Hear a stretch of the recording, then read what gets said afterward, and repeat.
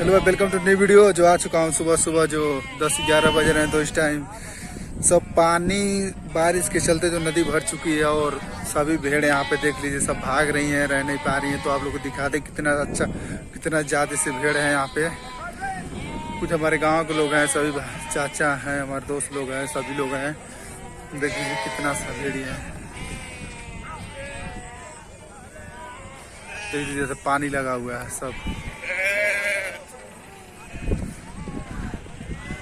पानी देख लीजिए कितना देर लगा। देख लीजिए सब भाग रही है।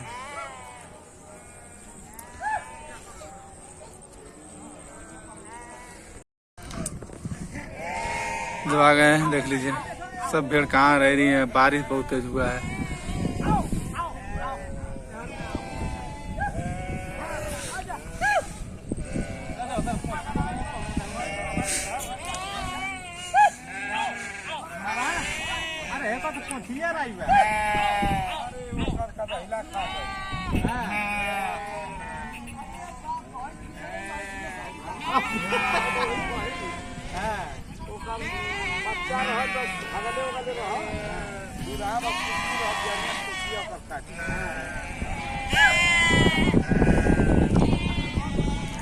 देखिए सब बाढ़ से सब भाग रही हैं कहाँ कहाँ पे।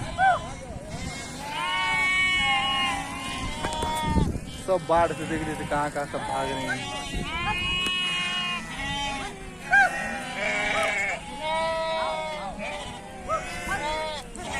होलिया ना चल पाओ।